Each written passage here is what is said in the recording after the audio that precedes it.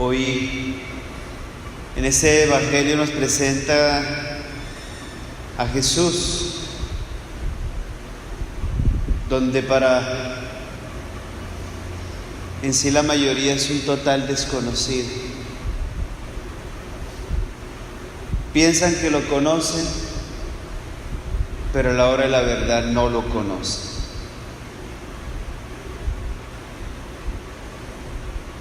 Hay uno que dicen, después de haberlo oído a él, estaba en el capítulo 7 de San Juan, perdón, y ya ha hecho todo ese discurso del capítulo 6, que lo vamos a escuchar durante la Pascua, del pan de vida. Y al escuchar ese discurso, pues muchos dicen, este es de verdad el profeta, y otros decían, este es el Mesías. Y que un judío diga que Jesús es el Mesías porque ve algo en él, porque ha reconocido quién es Jesús. Porque un judío que diga el Mesías, diciendo que todavía en estos momentos los judíos siguen esperando ese Mesías, el liberador. Porque aquel que diga que es el Mesías se ha dado cuenta que no es eso como lo que están esperando ellos, que el Mesías, ¿no? Alguien combativo, luchador, con una especie de jefe de un ejército que llega a destruir. El verdadero Mesías es aquel, como lo dice la misma palabra, que lleva la buena nueva, que da la libertad a los cautivos, que hace ver a los ciegos, todos los signos que hace Jesús, y por eso lo reconoció. Pero fueron muy pocos a la hora de la verdad. Incluso en el Evangelio, en ese capítulo 6 de San Juan, iniciamos con una cantidad de gente en ese capítulo, ¿no? Cuando Jesús multiplicó los panes, ¿te acuerdas cuánta gente había? Eran 5,000 hombres, ¿cierto? Y empieza todo ese capítulo 6 así. Y al finalizar nos dice que muchos abandonaron a Jesús y los únicos que quedaron con él fueron 12. Después de tener una cantidad de gente, quedó con 12. Esa forma de hablar es muy dura, muy difícil de seguir. Incluso le decía. Y allá en ese versículo 66 del capítulo 6, y a partir de ese momento muchos abandonaron a Jesús.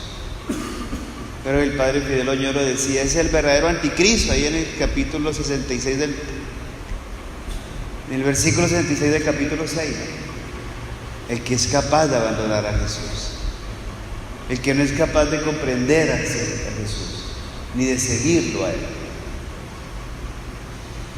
Y enseguida de este pasaje de hoy se denota que no conocen quién es Jesús, ni de dónde viene. ¿Es que de Galilea va a venir el Mesías? No dice la Escritura que el Mesías vendrá del linaje de David y de Belén, el pueblo de David. Oye, ¿dónde nació Jesús? En Belén. Pero esta gente en verdad no conoce a Jesús.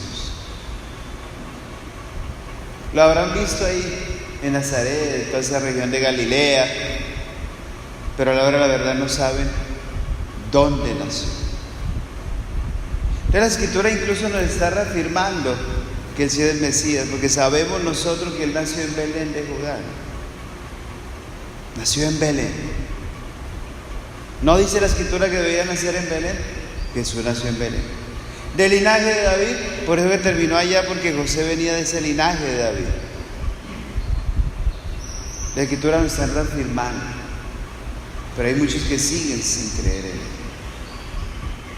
Y así surgió entre la gente una discordia por su causa.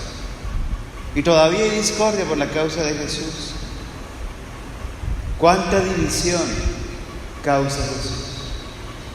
Y entre sus propios seguidores, más triste aún. Algunos querían prenderlo, pero nadie le puso la mano encima. Incluso los sacerdotes enviaron guardias a capturarlo. Ayer escuchábamos que no pudieron hacer nada porque no le había llegado la hora. Y recuerda que la hora empieza en el capítulo 13 de San Juan. Y hasta ahora, ayer escuchaba en el capítulo 5 y estamos en el 7. No le ha llegado la hora a Jesús. Y cuando los guardias volvieron de los sumos sacerdotes, le pregunté, ¿por qué no lo han traído? Jamás, la respuesta de ellos fue, jamás ha hablado nadie como ese hombre. Cuando nosotros somos capaces de escuchar a Jesús, Él es capaz de transformar los corazones. Y la pregunta es, ¿si lo escuchamos a Él? ¿Si escuchamos su palabra?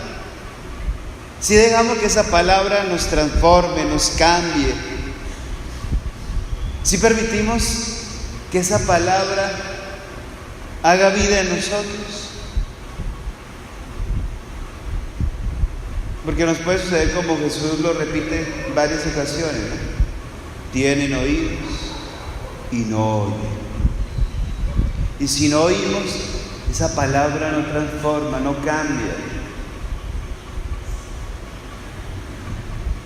Mira, los sumos sacerdotes, conocedores de la palabra de Dios, supuestamente no vieron los signos de lo que esa misma palabra hablaba de Jesús. Todos estos días que hemos estado escuchando en esa primera lectura son puras profecías de Jesús que se cumplen en Jesucristo. Hay que saber escuchar, hay que saber comprender, hay que saber entender lo que Él nos está hablando. Nadie nos ha hablado como Él. En otro lugar nos dice, nadie ha hablado así con autoridad. Nadie ha tenido esa autoridad de poder hablar. Y Jesús tiene la autoridad porque lo que dice lo hace. Somos nosotros los que no hacemos lo que predicamos. Por eso el mismo Señor dice, hagan lo que les digan, mas no lo que ellos hacen. O popularmente decimos, el cura predica y no aplica. Y nosotros que somos más pecadores que ustedes antes.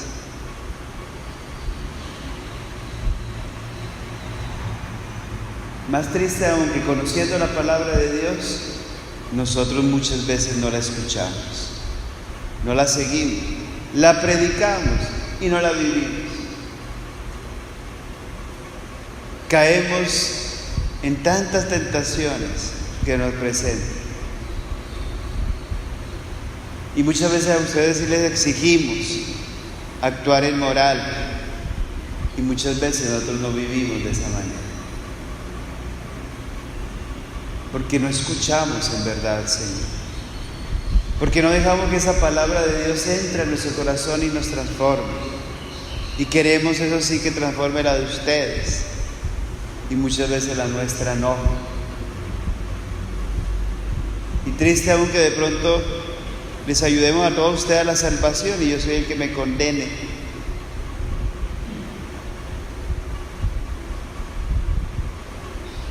Hay que escuchar al Señor. Hay que dejar transformarnos por el Señor. Hay que ser testimonio de Él. Hablar de Él. Incluso es necesario defenderlo a Él. Como Nicodemo. ¿Acaso nuestra ley permite juzgar a nadie sin escucharlo primero y averiguar lo que ha hecho? Algo que nosotros conocemos en nuestra ley es que decimos, nadie es culpable hasta que se demuestre lo contrario. Aunque actuamos de una manera tal que todo el mundo es culpable hasta que se demuestre lo contrario. Y así actuaron con Jesús. Nicodemo en el Evangelio de San Juan aparece 3 veces. Y cada vez que aparece va mostrando ese tipo de actitud de ser un seguidor del Señor. Incluso de iniciar en las tinieblas y volver e ir poco a poco a la luz. Porque la primera vez que aparece fue de noche, como que nadie lo viera que hablaba con Jesús. Y después lo encontramos acá, defendiéndolo. Y la tercera vez, de frente, pidiendo el cadáver del Señor. Cuando Jesús entra en nuestro corazón, transforma. Y pasamos de esas tinieblas que pueden ensombrecer nuestro corazón a la luz. Pero cuando alguien está totalmente cerrado, ni porque le muestre las Escrituras ni la ley, sigue sin creer. Yo también en Galileo averigua si de Galilea salen profetas. Y prefirieron irse a seguir escuchando. Y ese es el problema cuando hay oscuridad en su corazón. Lo decíamos anoche, ¿no? Cuando dejamos que esa oscuridad entre en nuestro corazón. No hay palabras bonitas, no hay mensajes, nada. Le podemos mostrar todo. Ese corazón sigue cerrado, oscuro. Y por eso es que le debemos pedir al Señor que transforme nuestro corazón, que la misma palabra transforme nuestro corazón y la ilumine. Que no sigamos en esas oscuridades, en estos odios, en creer que no sabemos la palabra, pero no conocemos quién es la palabra. Vimos a Juan nos dice que la palabra se hizo carne, ¿no? Que la palabra es Dios. Empieza diciendo ese Evangelio de San Juan, la palabra de Dios. Pero muchas veces vemos la palabra y hasta leemos la Biblia como cualquier escrito de autosuperación, ¿no? La ponemos a la par con Paulo Coelho de pronto, para encontrar a ver cómo me supero. Y resulta que no es un libro de superación, es la vida que nos puede transformar. Es Jesucristo, Jesús de la palabra, y esa palabra es Jesús. Entonces podemos creer que no la sabemos, pero a la hora de la verdad no lo conocemos, no lo vivimos. Y así como con la misma palabra, entonces somos sacerdotes, con la misma palabra de Dios, no quisieron creer en Jesucristo. Muchas veces con la misma palabra de Dios nosotros hasta podemos juzgar y condenar a los demás. Si con la misma palabra de Dios Jesús fue tentado, con la misma palabra de Dios también nosotros podemos generar odios y rencores. Cuando no conocemos verdaderamente quién es la palabra, nos aprovechamos de esa palabra para no seguir a quien debe ser. Y nos creemos hasta los mejores, ¿no? Es que yo sí sé de la palabra. Dígame cualquier versículo y te la repito hasta de memoria. Es preferible no saberse nada de la Biblia, pero vivirla como si fuera nuestra. Santa Teresa de Calcuta, ella decía, oiga, si se perdieran todas las Biblias del mundo y no existiera, tu vida, tu testimonio debe ser una palabra de vida, debe ser la Biblia andada. Porque a la hora de agarrar lo que resume, ¿qué es esto? Amar.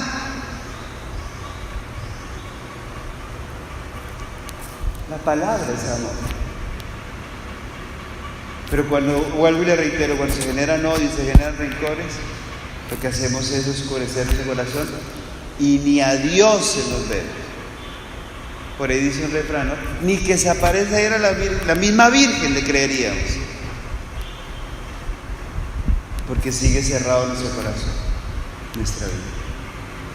Y por eso la palabra nos ilumina, pero nos ilumina siempre y cuando permitamos nosotros que nos ilumine. o si no seguiremos en las oscuridades. Yo les invito a que en un momento de silencio pidámosle al Espíritu Santo que nos ayude a través de esa palabra, que cada vez la conozcamos más y conozcamos a Jesucristo a través de la palabra. Así como dice San Jerónimo, el que desconoce las Escrituras desconoce a Jesús. Que lo conozcamos a través de él, que nos dejemos transformar, que salgamos de esas tinieblas a la luz. Pidamos ello un momento de silencio.